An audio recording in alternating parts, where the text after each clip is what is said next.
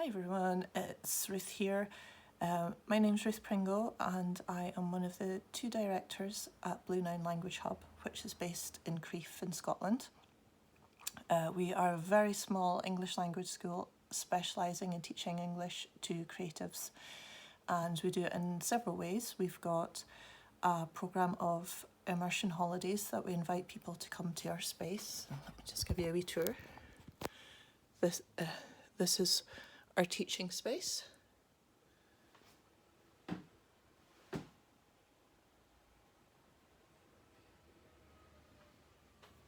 Oh, and I'll just jump up here and show you up here.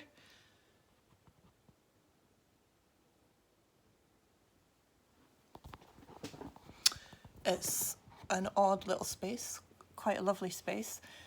It's a former church, as you can probably tell by the big arch windows that we've got at one end. Prior to that, it was a pottery, and then after that, it was a cafe. So this is one of the reasons why we chose this building, was for the fact it's still got a commercial kitchen and bar space set up in it, which is very convenient for our purposes, which is to host events.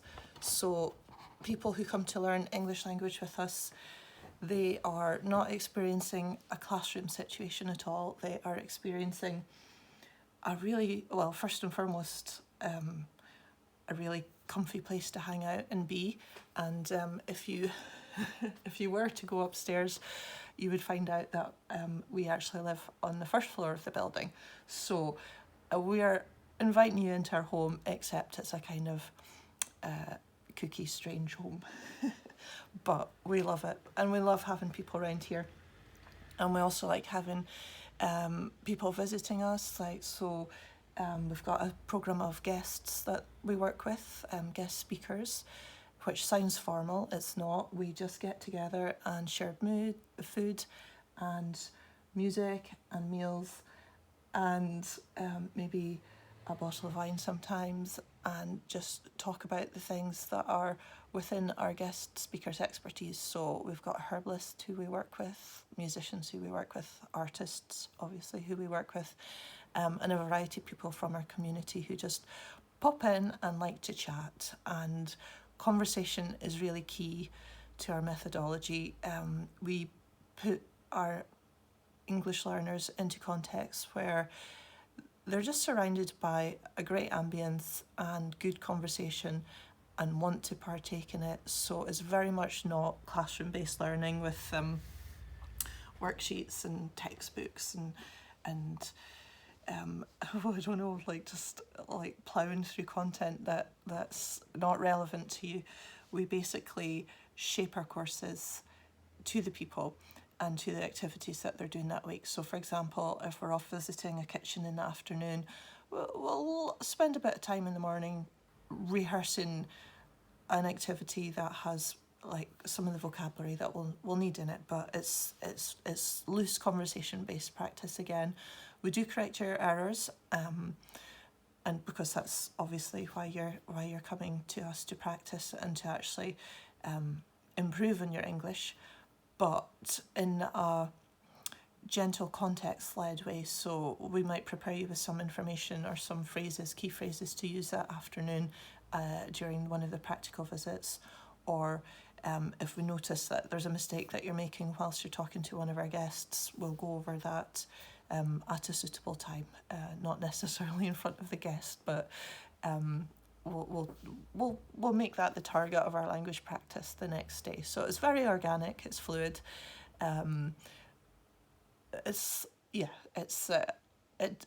just depends on the people that we have and the personalities and the language needs that they have, which dictates the way that the course content flows.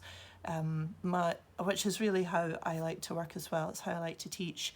I don't like to have in my brain, I've got a huge amount of resources and skills that I can draw upon at any time with any problem, but I certainly don't spend my time anticipating what your needs are before I've met you and find out the language that you're most keen on learning and the things that you need for promoting yourself professionally. And then what I wanted to say as well was you've seen our building here. You'll spend most of the mornings in this building, mostly, and then in the afternoons we get out and about and we explore different parts of our region, which is Perthshire in Scotland. So, for example, tomorrow, Wednesday, we are visiting a haunted house. We're taking part in a haunted house tour, which is in Menzie Castle, and it's organised by a horror history group that basically walk around with ESP meters and read the paranormal activity in each room. Not something I've done before, but we do like to keep things interesting for ourselves and for our learners. Other things that are on our cards are going kayaking in Perth, so it's just an amazing way to visit the city from the water, from a kayak, and that's like a wildlife based kayaking trip, so you get an introduction to the nature of the area and how the rivers changed over the years, the river usage by man obviously, but also a little bit about the indigenous wildlife. And anyway, yeah, another lovely activity. We've got a local baker that we work with who we sometimes get invited into their kitchen to take a bread making lesson, which is, it's amazing. We always just make far more bread than we can possibly eat in a week.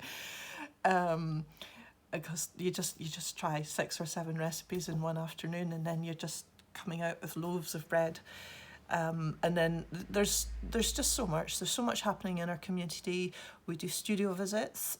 So we've got a network of artists in this area who we like to book a little time with, and they show off their work. And then again, it's a great way for our English learners to have really good, authentic conversations with people who are making art and selling art in using English as their first language, and find out about the culture and the cultural economy of this region as well. We can do gallery visits. We absolutely love going through to Dundee. It's about an hour's drive from here, but there's the DCA and there's a new design museum, the V&A in Dundee, sorry. So like it's just a spectacular trip, worth going just for the Rennie Mackintosh room, because they've got a recreated kind of, I think it used to be a coffee shop or a cafe, like just like every single piece of wood that was in the original has just been lovingly moved and reinstalled in this otherwise ultra modern and beautiful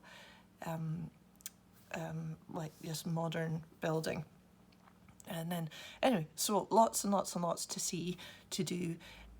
I hope that gives you an example of the variety of activities that we've got, and a little bit of a taste of the style of our English teaching is really based around conversation and keeping you interested in the content, keeping you chatting. We've got, again, this amazing space which at the end of like the school day, it's not really a school day, is it, when you're out canoeing and trying to find ghosts, but at the end of the day we have got this place to relax, I didn't even show you the book libraries. There we go, bear with me. Okay, book libraries, reading spaces. Oh, there's just tons. We've got another wee corner here. Excuse the cross trainer, that's in case anybody wants a wee bit of exercise. But yeah, there's books all over the place, all over the shop, and yeah, anything else that you may need. So you're absolutely welcome to come in and use this space and kind of hang out with us and some of our friends in the evening as well. Or alternatively, don't. It's okay. It's like that could feel quite intensive. So what we do is we partner our language guest visitors with homestay hosts in the community, and they are selected just because of their amazing homes and kind generosity. They're just great people who also want to meet you and spend a bit of time with you, or invite you into their family life as well. So there's opportunities for downtime and rest and just kind of enjoying reading a book. And then there's plenty of opportunities for getting chatting. And yeah, we can't wait to welcome you really. So this is what we have available at Blue Nine Language Hub. So if you have any questions, definitely comment, get in touch, and we hope to see you in Scotland sometime soon. Thank you very much.